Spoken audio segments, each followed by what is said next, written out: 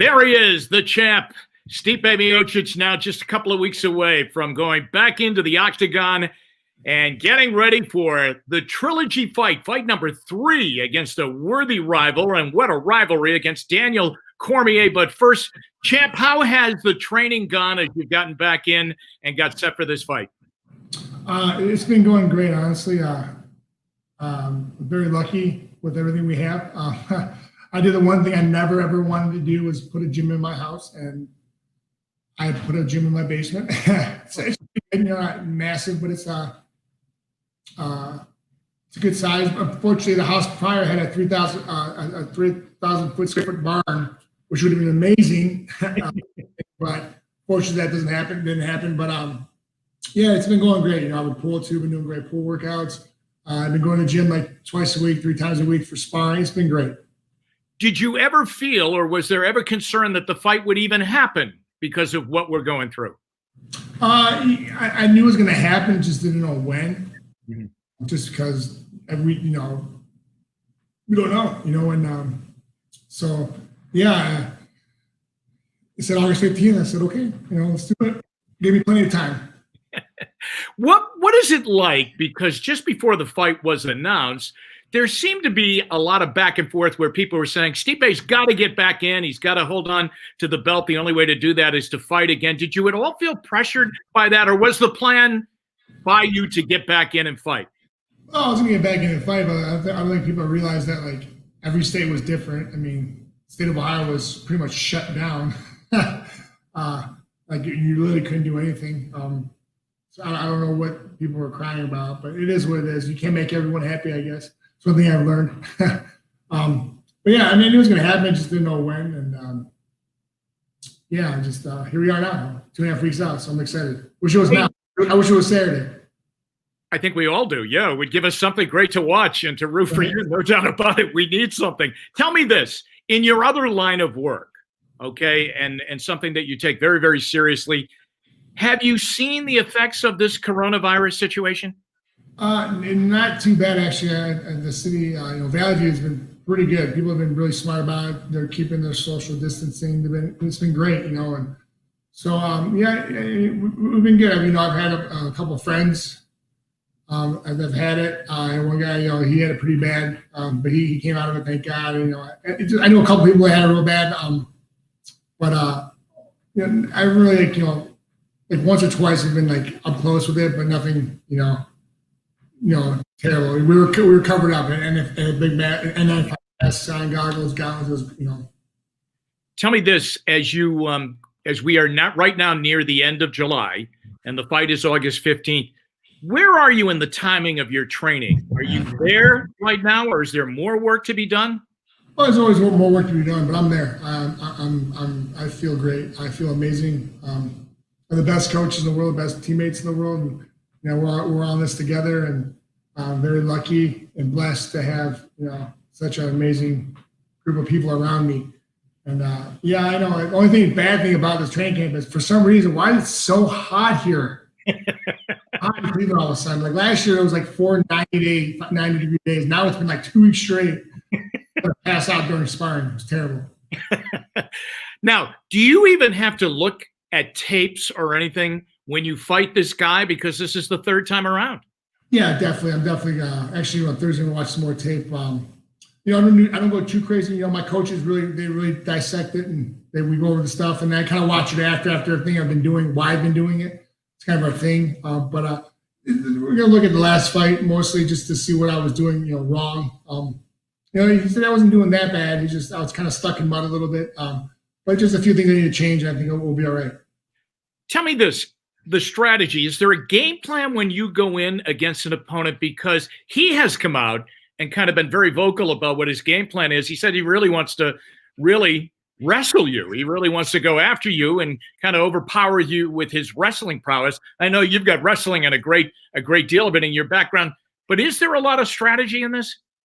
Oh, definitely. Every fight strategy. I mean, every fight is different, which unfortunately it sucks because you got to change everything. Everything's different. Bring new guys in, different guys in, try to mimic him or the fighter you're fighting. But yeah, I know. And he said bring my wrestling shoes or whatever he said, which is great. I'm gonna do my best to stop his takedowns, but I didn't know we were wrestling. I thought we were fighting. But it is what it is. It is what it is. Is this a really great rivalry between you two? And is there a level of respect between the two of you? Yeah, I definitely think it's a great rivalry. I think what it's been through from start till now. Everything has gone from, everything's been, we were great friends, and now we're just like, I definitely do. I do respect him. He's a hell of a fighter. I think he feels the same about me. Hopefully, he feels the same about me. Probably maybe doesn't, but whatever. I don't care. I don't worry about him. But I do respect. He has a lot of accolades and things he's done throughout his whole career, not even just mixed martial arts, wrestling and all that stuff. So yeah. All sports right now is dealing with the fact that there are no fans at the events. The Indians are playing without fans. Who knows what's going to happen in the NFL and things like that. What about you? What about the lack of fans being at the event? Do you feed off the fans, or by the time you're in there, are you just so focused on what's going on? I'm pretty much just focused on what's going on. It's going to be kind of nice to hear my coaches even better. Coaches too, which is pretty cool. But yeah, I think baseball has it worse. I mean, think about those fans hacking them all the time. I would be like, I'm out. Because they'll sit there and just hang out with their guys and just play baseball. I mean, that's probably sweet, actually. You probably like it a lot. But yeah, I mean, it might be a little bit different, but I think it's gonna be nothing out of ordinary. Just, like I said in one interview, I said it's fight or flight. One guy's gonna come after me, I'm gonna have to come after him. Tell me this, Stipe, as you get set for this, a lot of people are diagnosing the fight and saying, hey, listen, we could see the end of the road for these two great fighters. Where are you personally with that in your career? Well, I'm in my basement right now. Yeah, no, honestly, I feel great. This camp's been great. It's the first time in a while where I'm not terribly sore. I've been, doing things right, eating right, listening to my coaches, stretching when I need to stretch, and doing everything I'm supposed to do. And just, I feel good. I'm getting sore, but nowhere near what I used to be. I don't know what it is. Maybe having a little layoff was actually real good for me. But I feel great right now. I mean, I'm not having fun, and I'm out. I'm calling it a day.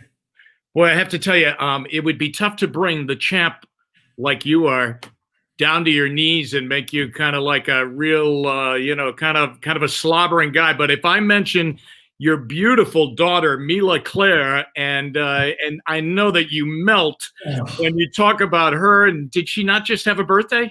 She did. Let me tell you, that was the first 2 days of camp.